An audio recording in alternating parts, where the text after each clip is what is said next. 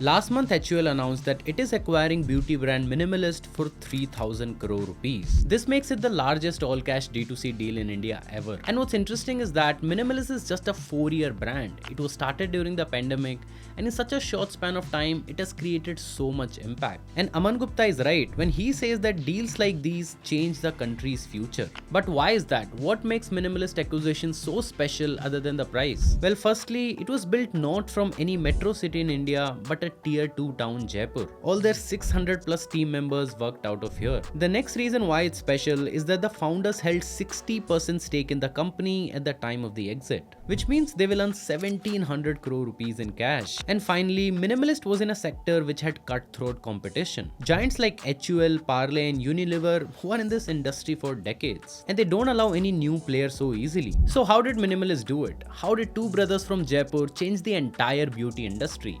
And why did HUL spend 3,000 crore rupees to acquire them? Let's understand all this in this video.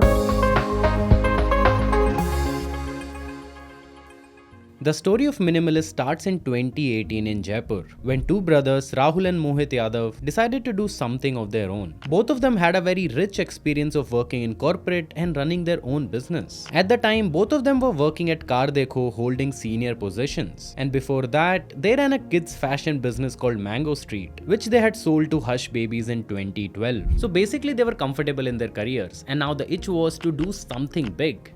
And with this aim, they started Freewill in 2018. Freewill was a customized hair care brand where they aimed to create personalized solutions for customers based on their hair type and needs. And so, unlike traditional beauty brands that sold generic solutions, Freewill first analyzed individual hair profiles and then created on-demand, freshly made products. This was a very fresh approach, and this idea, along with their rich career experience, helped them get into Sequoia Capital's Search program in 2019. And Search, for people who don't know, is an accelerator program where young startups come to get guidance and some early funding. Think of it like India's Y Combinator. Now, for Mohit and Rahul, this was a great opportunity. In just 1 year, they had sold 2.5 lakh products and their user ratings were crazy. Out of 30,000 reviews on their website, nearly 25,000 of them had given them a 5-star rating. So clearly, the two brothers were onto something. But despite building a product that their customers loved, Freewill was shut down within just 2 years of its launch. Why? Because it was not scalable. See, building an on-demand personalized beauty brand is good for the customers, but for the brand, it's very expensive and time-consuming. And so it's easy to build a small, profitable business, but you can't scale it. You can't build a 1,000 crore rupees brand which serves millions of people. And with this idea, Mohit and Rahul started thinking of their next venture. While building Freewill, one thing the two brothers had understood was that the beauty and skincare market was massive, but it was built more on marketing than the products that actually worked. In fact, the Indian market was dominated by brands that pushed the organic and natural narrative while still using harmful or ineffective ingredients, a strategy known as greenwashing. And this was the time when most of us believed those claims of being organic and natural. We never really looked behind the shiny packaging to look at the list of actual ingredients. There were brands like Mamaearth and Juicy Chemistry that were promoting safe to use chemicals and organic products, but they were still in their early years. And we didn't have influencers like Food Farmer teaching us about the ingredients of the products we use. In fact, according to one study, 79% of green claims made by these companies were either exaggerated or outright misleading. And because of a lack of awareness, these brands were getting away with using words like these on the front and stuffing their products with harmful ingredients on the back written in small font. Now coming back to Mohit, he had been a fan of The Ordinary, a Canadian beauty brand known for its science-backed ingredient-first formulations. And unlike most beauty brands that relied on vague claims and celebrity endorsements, The Ordinary was completely transparent about what went into their products. There were no exaggerated promises, just clear information about what worked and why. But in India, no one was doing this, and Mohit wasn't sure if Indian customers would accept a product that was science-backed and used ingredients on its packing compared to the brands that were using natural and organic claims. This was a big question, and with this, in 2020, Mohit and Rahul launched Minimalist with a single Instagram post. No influencer collaborations, no big ad campaigns, just a simple post to a few hundred followers which simply said, "We are live." But under those 3 words was a quiet revolution. They wanted to change the entire beauty industry. They wanted to focus on clean beauty and move away from this blind march towards everything organic and natural. And along with this, they also wanted to educate people that not every chemical was bad and not everything organic was good. To start this revolution, they produced only 1,000 bottles of a face serum. And the idea was to test waters and see if people are liking this fresh way of branding. Unlike most brands that hid their ingredient list in tiny fonts on the back of the packaging, Minimalist made their ingredients the highlight, placing them front and center. They didn't just list what was inside, they also explained why those ingredients were used and how they benefited the skin. And with this, they also challenged the myth that all chemicals are harmful. Instead of capitalizing on the chemical-free trend, Minimalist embraced science, showing that certain chemicals were actually safer and more effective than so-called natural alternatives. This was a very fresh and healthy change in India's beauty market, and people loved it. Minimalist sold out their first 1,000 bottles in just 2 to 3 days, and even the founders were surprised with this. See, they had only 200 to 300 followers on Instagram, and they didn't spend any money on marketing. But after talking to the customers, Mohit realized that a beauty YouTuber had discovered Minimalist, and she was so impressed by the brand's transparency that she did a community post about trying their products. Soon other beauty influencers had also picked up Minimalist, leading to a snowball effect, and within 2 months of their launch, the company had 10,000 followers on their Instagram. But not everyone was impressed. Some people accused Minimalist of copying the ordinary. So while some people loved the honesty and education around good and bad chemicals, others criticized them for being a copycat. But here is the thing, Minimalist never tried to hide the fact that they were inspired by the ordinary. Remember the company's first ever Instagram post? If you look under it in their caption, you will notice that they talked about the ordinary being their inspiration. And when Raj Shamani asked Mohit about this in a podcast, he didn't deny it. Here is what he said.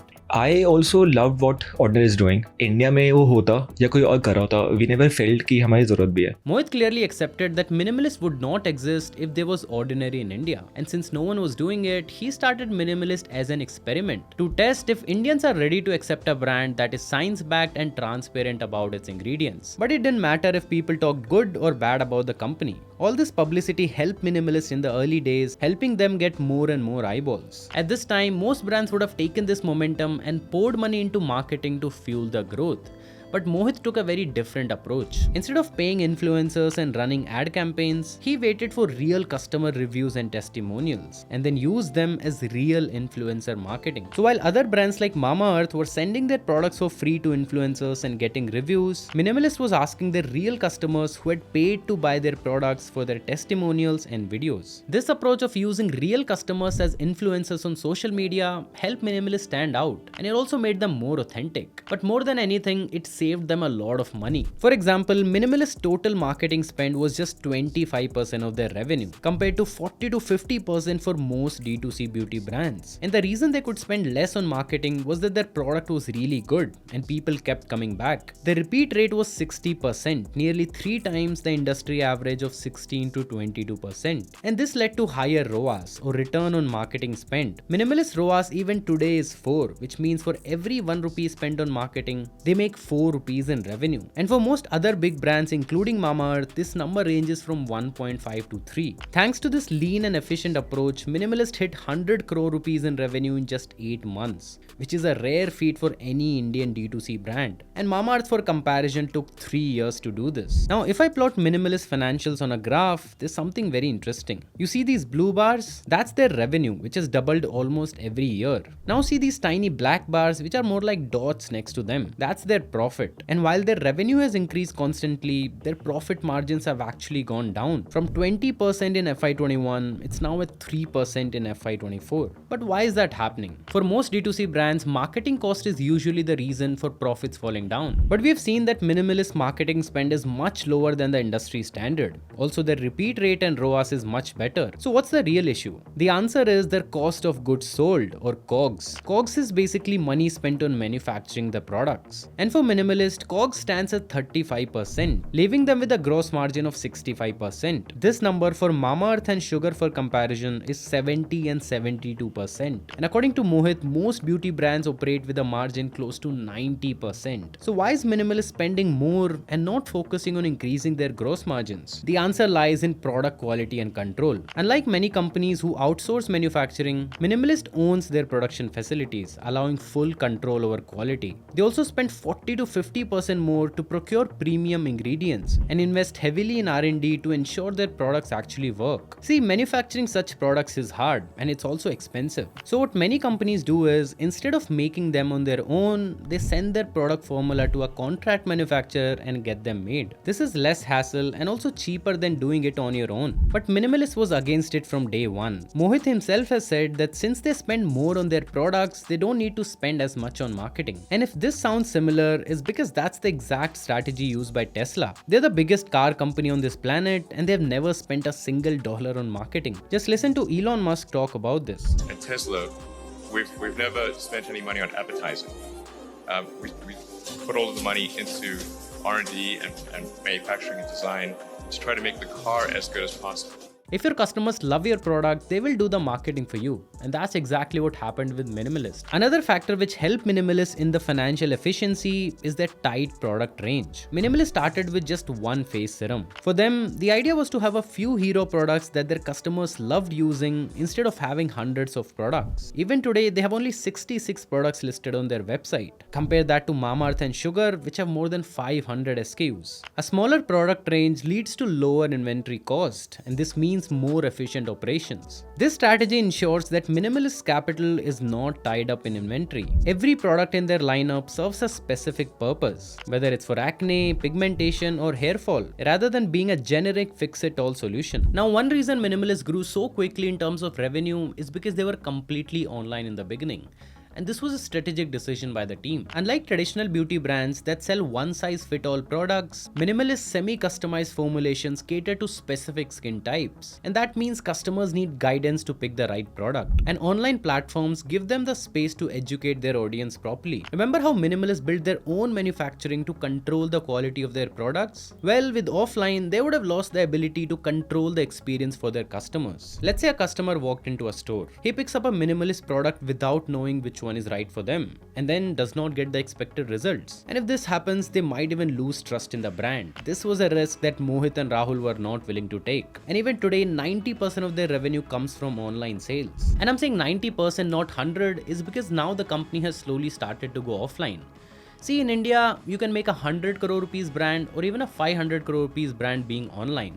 But to grow bigger than that, you have to go offline. If you want to compete with the likes of HUL, Nestle or ITC, you have to be offline, as that's where the majority of India still shops. And this is the reason why Minimalist first raised money from HUL and now is completely acquired by them. This acquisition is worth 3,000 crore rupees, and this makes it the largest all-cash D2C deal in India. And with the founders holding a 60% stake, this means the two brothers will walk away with 1,700 crore rupees in cash. But the question is, why did Mohit and Rahul decided to sell the company? The obvious answer is that HUL can help them scale offline. The company has a huge distribution network, selling millions of products from more than 50 brands across 9 million stores in India. And now Minimalist has access to all of them. But distribution was just one reason. Another reason is that the brand that inspired Minimalist, The Ordinary, is now in India. And in case you forgot, this is what Mohit had said about the company. I also love what Ordinary is doing. India में वो होता या कोई और कर रहा होता, we never felt कि हमारी जरूरत भी है. The Ordinary came to India in 2022 by entering into a partnership with Nykaa, and this has given them access to Nykaa's online marketplace and its 200 plus offline stores. And on top of that, The Ordinary also has a huge partner in global beauty giant Estee Lauder, which means they now have access to a lot of cash to spend in India. Minimalist dominated the Indian market when it had no direct competition. But with The Ordinary now in India, Minimalist needs the financial and distribution muscle of a player like HUL to stay competitive. Now the big question is, can Minimalist maintain its lead or will The Ordinary take them over? Share your thoughts in the comments. Also write your experience with Minimalist in comments as well. Thanks for watching and I'll see you in the next one.